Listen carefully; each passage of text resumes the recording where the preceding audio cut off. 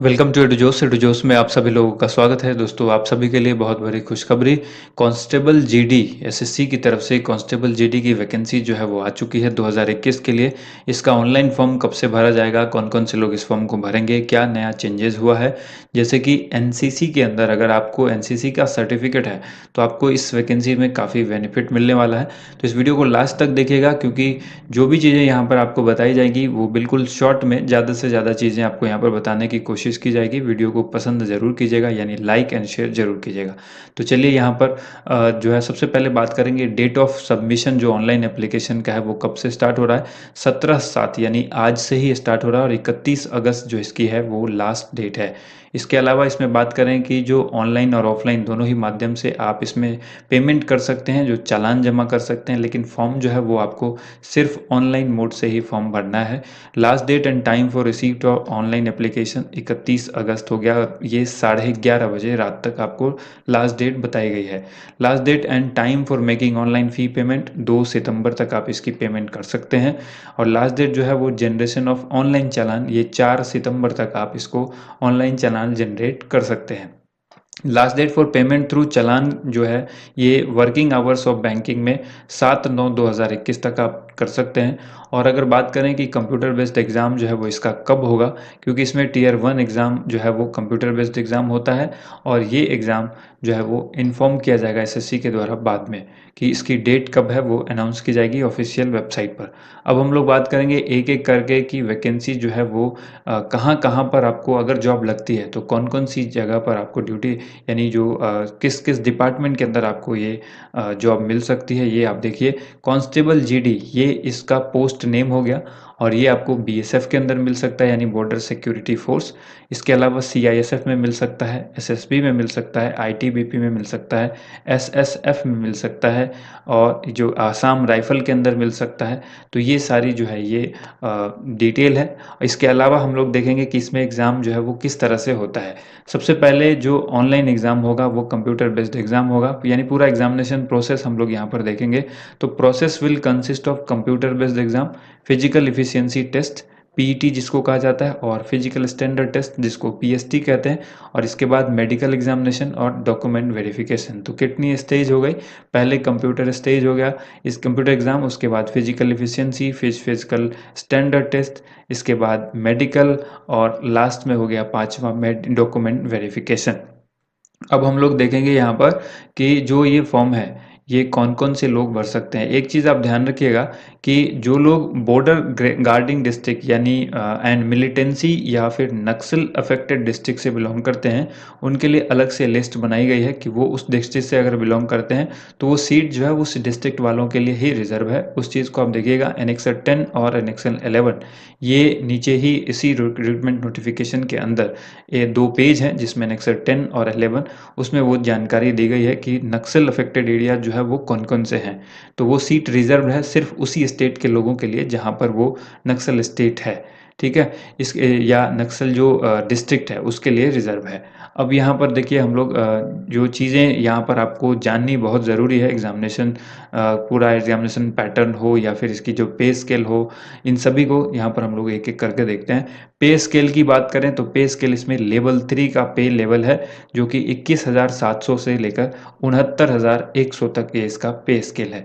Vacancy की बात करें तो टोटल जो अलग अलग वैकेंसीज इसमें हैं, इन सबको कंबाइन करके अगर देखें तो 22,424 वैकेंसी मेल कैंडिडेट के लिए है और फीमेल के लिए जो है वो 2,847। इन दोनों को अगर हम लोग कंबाइन करते हैं तो 25,271 टोटल वैकेंसीज है। 25,271 कांस्टेबल जीडी की वैकेंसी 2021 में आई है, जिसमें BSF, CISF, CRPF, SSB, ITBP, Assam rifle, NIA और एसएसएफ में आपको भर्ती मिल सकती है। अब हम लोग बात करते हैं आगे यहाँ पर कि जो वैकेंसीज है इसमें 10% वैकेंसी जो है वो एक्स सर्विसमैन के लिए रिजर्व है, ये आपको याद रखना होगा। और आगे यहाँ पर आपको ये भी बता दें कि जो लोग नेशनल सिटीजन, ये एक क्वेश्चन जो है कई लोगों के मन में होता है कि कौन कौन से स्टेट वाले इस फॉर्म को भर सकते हैं। तो देखिए इसके लिए सिंपल है, आपकी जो नेशनैलिटी है वो इंडिया होनी चाहिए, यानी आप इंडिया के सिटीजन होने चाहिए, आप इस फॉर्म को भर सकते हैं। चाहे आप किसी भी स्टेट यूनियन टेरिटरी से बिलोंग करें, उससे मतलब नहीं है। लेकिन जिस स्टेट के लिए आप फॉर्म भरते हैं उस स्टेट का डोमिसाइल आपको ज़रूरी है। वैकेंसीज आर स्टेट या union territory wise, hence a candidate must submit domicile या पीआरसी अगेंस्ट हिज स्टेट या यूटी। ये बात आपको ध्यान रखनी होगी। एज लिमिट जो है वो 18 से लेकर 23 रखी गई है।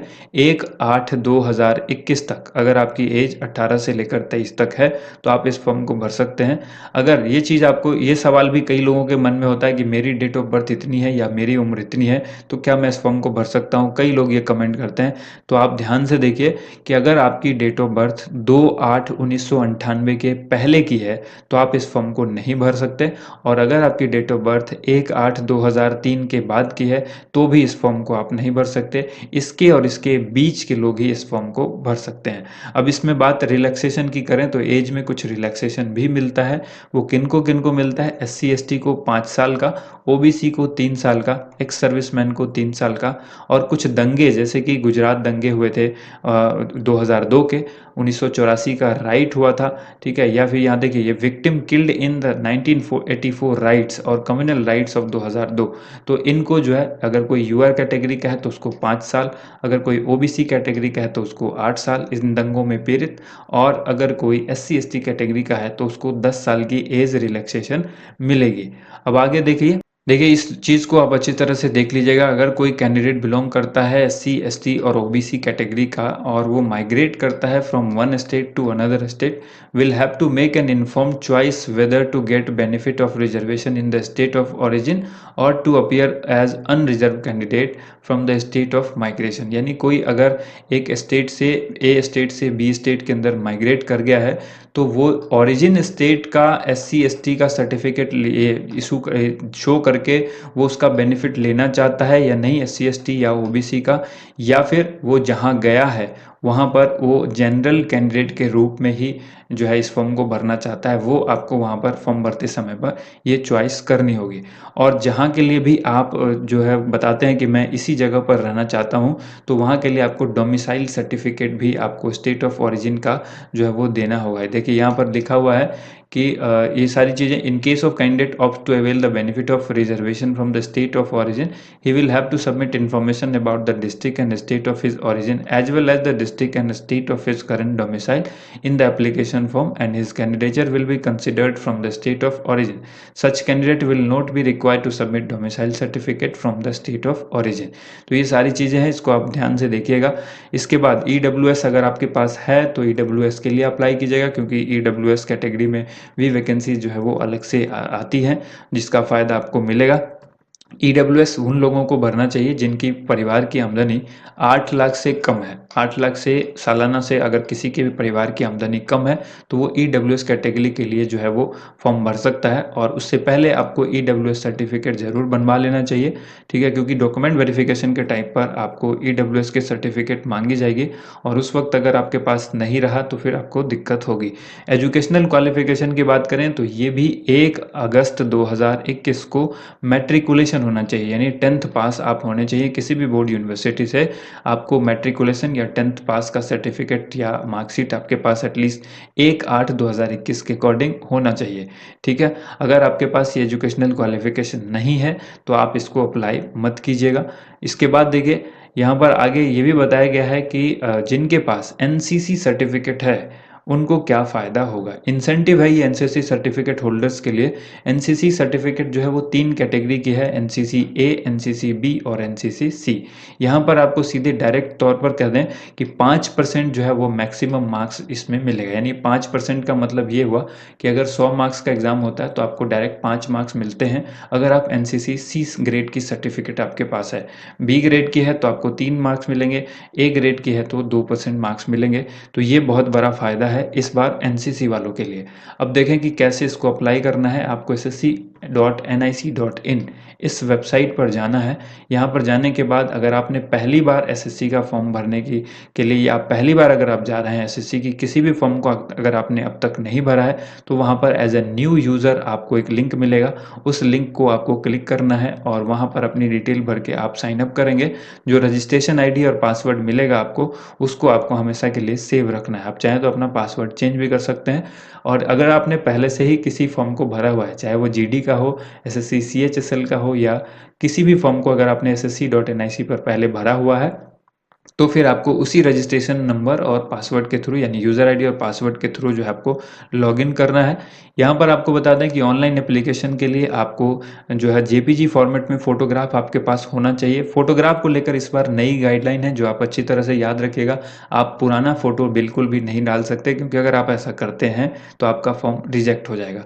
The photograph should not be more than 3 months old from the date of publication of the notice, यानी 17/7/2021 के बाद का ही आपके पास फ़ोटो होना चाहिए। अगर आप इससे पहले की फ़ोटो डालते हैं तो वो रिजेक्ट हो जाएगा। और फ़ोटो पर डेट मेंशन होनी चाहिए। जैसे आपने अगर 18/7 का अगर आपने फ़ोटो खिंचाया है तो 18/7/2021 फ़ोटो पर मेंशन होना चाहिए नीचे में। जैसे कि ये फ़ोटो है तो इसमें आपको नीचे में यहाँ पर मेंशन होना चाहिए डेट, ठीक है।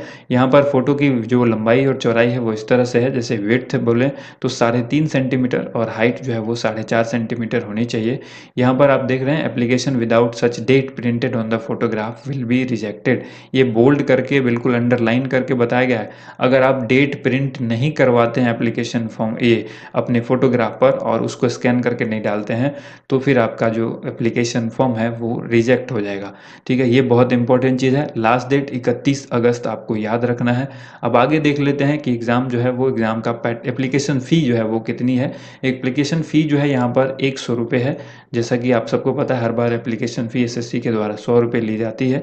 और इसमें जो छूट जिस तरह से मिलती है वुमेन कैंडिडेट को और एससी एसटी को, इनके लिए कोई फ़ी जो है वो नहीं होता है। ईएसएम के लिए यानी एक्स सर्विसमैन के लिए भी कोई फ़ी नहीं है, ठीक है। आप ऑनलाइन माध्यम से और ऑफलाइन माध्यम से दोनों ही माध्यम से पेमेंट कर सकते हैं। सेंटर ऑफ एग्जामिनेशन की बात करें तो ये रीजनल वेबसाइट जो रीजनल सेंटर हैं वो इस तरह से हैं।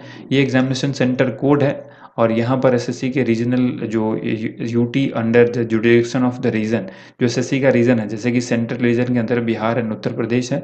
रीजनल डायरेक्टर का ये एड्रेस है, वहाँ की ऑफिस का address of regional SSC website. Next जो यहाँ पर आप देखेंगे कि इसमें अलग अलग सेंटर के नाम दिए गए हैं, तो आपको जहाँ से ये जो बिलोंग करता है आप उस स्टेट के लिए वहाँ पर आप सेंटर की चॉइस कर सकते हैं अकॉर्डिंगली। यहाँ पर आप इन सारे लिस्ट को अच्छी तरह से देख लीजिएगा एक बार। उसके बाद देखिए ये नोटिफिकेशन मैंने डिस्क्रिप्शन में भी एक लिंक दे दिया है जिसके माध्यम से आप इस नोटिफिकेशन को पूरी तरह से पढ़ सकते हैं।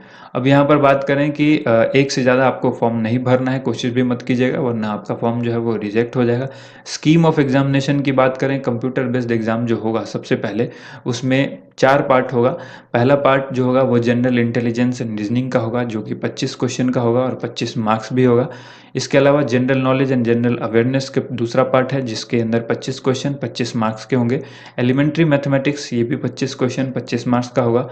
इंग्लिश या हिंदी दोनों में से कोई एक आपको चॉइस करना है वहाँ पर, ठीक है। ये फॉर्म भरते समय पर नहीं है, आपके सामने जो क्वेश्चन पेपर मिलेगा वहाँ पर आप उसको इंग्लिश या हिंदी स्किप करके जो भी देना चाहें, हिंदी अगर देना चाहते हैं तो हिंदी के 25 क्वेश्चन को आप टिक कीजिएगा, अगर आप इंग्लिश देना चाहते हैं तो इंग्लिश के 25 क्वेश्चन को टिक कीजिएगा, ठीक है।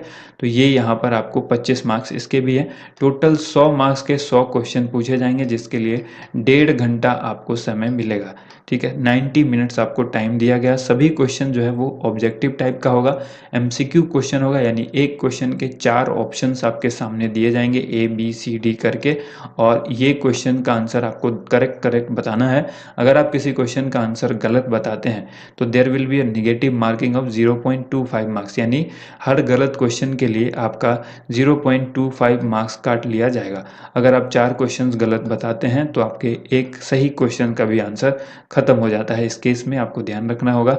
आगे देखिए यहाँ पर जो भी आप मार्क्स रिसीव करते हैं उसके जो भी आप एग्ज़ाम देते हैं, एग्ज़ाम देने के बाद कुछ दिनों के बाद आंसर की जारी की जाएगी जो कि एक टेंटेटिव आंसर की होगी और उसका मिलान आपको करना है। अगर आपको उसमें डाउट लगता है तो आप रिप्रेजेंटेशन भी कर सकते हैं जिसके लिए आपको 100 रुपये पर क्वेश्चन देना होगा, यानी आप उस क्वेश्चन को एक्सप्लेनेशन के साथ बता सकते हैं कि मैंने इस क्वेश्चन का आंसर ये किया था और इसका तर्क ये है, आपने इसका आंसर ये किया है जो कि गलत है।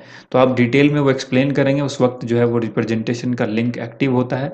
उसके बाद देखिए the question in computer based examination will be matriculation level, यानी 10th लेवल का क्वेश्चन जो है वो होगा। इसके बाद देखिए यहाँ पर लिखा गया है कि candidate are not permitted to use calculator, ये सब चीज़ें नॉर्मल है। एग्जामिनेशन हॉल के अंदर आप कोई भी इलेक्ट्रॉनिक्स गैजेट नहीं लेकर के जा सकते। अब बात करें सिलेबस की, तो सिलेबस बिल्कुल एज इट इज जैसे पहला था वैसे ही है। जनरल इंटेलिजेंस एंड रीजनिंग के लिए जैसे कि ये analytical aptitude and ability to observe the distinguish pattern will be tested through question principle of non verbal type. This component में इंक्लूड क्वेश्चन ऑफ एनालॉजीज, ये सारी जो है वो विजुअल मेमोरी, इस तरह के question, number series, non verbal series, ये सारी आपको देखने को मिलेंगी। इसी तरह से जनरल नॉलेज और जनरल अवेयरनेस का सिलेबस आप यहाँ पर देख लीजिए। एलिमेंट्री मैथमेटिक्स का देख लीजिए, इसमें mensuration, discount, profit and loss, ratio, percentage, fundamental arithmetic operation, ठीक है, ये सब time and work, time and distance, ठीक है, रेशियो एंड टाइम, ये सारी चीज़ें आपको पूछ दी जाएगी। इसके अलावा इंग्लिश और हिंदी का भी सिलेबस आप देख सकते हैं। और ये जो है इंग्लिश हिंदी में नॉर्मली क्या है, जैसे कि हिंदी के अंदर में जिस तरह से आपको पूछा जाएगा जो कारक है, समास है, ठीक है, उसके बाद समानार्थी शब्द है, विपरीतार्थक शब्द है, इसके अलावा इसी में आपसे मुहावरे पूछे जा सकते हैं। ठीक उसी तरह से इंग्लिश में प्रीपोजिशन पूछा जा सकता है, सिनोनिम्स, एंटोनिम्स, कुछ पैराग्राफ से, पैसेज से संबंधित क्वेश्चन पूछे जा सकते हैं। अब आगे देखिए यहाँ पर फिजिकल एफिशिएंसी टेस्ट, जब आप रिटन एग्जाम दे देते हैं उसके बाद फिजिकल एफिशिएंसी टेस्ट होता है, जिसको पीईटी बोलते हैं, और यहीं पर फिजिकल स्टैंडर्ड टेस्ट भी होता है। इसमें आपको मेजरमेंट होगी पीएसटी के अंदर, और पीईटी में आपको जो है वो रेस में भाग लेना होगा। रेस क्या क्या होगी वो हम लोग देख लेते हैं, रेस किस तरह की होगी। मेल कैंडिडेट के लिए जो रेस होगी वो 5 किलोमीटर की रेस 24 मिनट में कंप्लीट करनी है। फीमेल कैंडिडेट के लिए 1.6 किलोमीटर की रेस 8.5 मिनट में करनी है। ये उन कैंडिडेट के लिए है जो लद्दाख को छोड़कर, यानी पूरे भारत में लद्दाख को छोड़कर जितने भी कैंडिडेट जिस एरिया में रहते हैं, लद्दाख रीजन को छोड़कर, उन सब के लिए है। और जो लोग लद्दाख के रीजन से रिलेटेड कैंडिडेट हैं उनके लिए है 1.6 किलोमीटर रेस 6.5 मिनट में, और 800 मीटर रेस फीमेल के लिए 4 मिनट में। तो ये अलग अलग जो है वो यहाँ पर रेस के लिए क्राइटेरिया बताया गया है। इसके बाद देखिए फिजिकल स्टैंडर्ड टेस्ट, रेस होने के बाद जो है आपकी हाइट को मापा जाएगा, जिसमें मेल के लिए 170 सेंटीमीटर, फीमेल के लिए 157 सेंटीमीटर होना चाहिए। इसमें भी कुछ रिलैक्सेशन दी गई है जिसका टेबल नीचे दिया गया है, आप यहाँ पर देख सकते हैं किसके किसके लिए। जैसे एसटी के लिए जो कैंडिडेट हैं उनको मेल में 162.5 है, फीमेल के लिए 150 सेंटीमीटर है। इस तरह से ये पूरी लिस्ट है, आप इसको देख सकते हैं।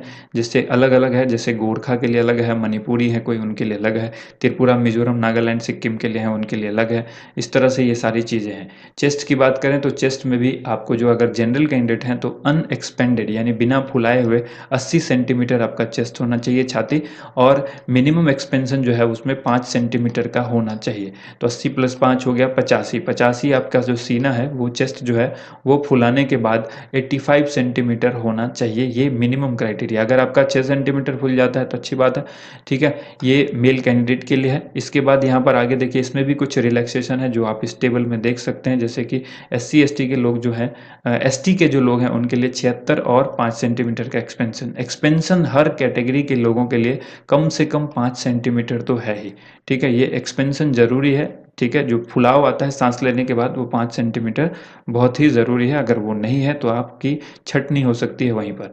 अब हम लोग देखें वेट की बात है तो वेट यहाँ पर proportionate to height and age as per the medical standard, medical के हिसाब से, जो मेडिकल स्टैंडर्ड उसके हिसाब से जो आपकी हाइट और एज है उसके अकॉर्डिंग आपका वेट होना चाहिए। इसके बाद देखिए यहाँ पर मेडिकल एग्जामिनेशन होगा तो फिर आपको मेडिकल में भाग लेना होगा, और उसमें जो भी चीज़ें वहाँ पर होगी, उसके बाद मेडिकल कंप्लीट करने के बाद जो आपका है वो डॉक्यूमेंट वेरिफिकेशन होगा। तो ये सारी जानकारी हमने यहाँ पर आपको इस वीडियो के माध्यम से दी। अगर आपको ये वीडियो पसंद आई है तो वीडियो को लाइक एंड शेयर जरूर कीजिएगा। थैंक यू सो मच, आप सभी लोगों का वीडियो देखने के लिए बहुत बहुत धन्यवाद।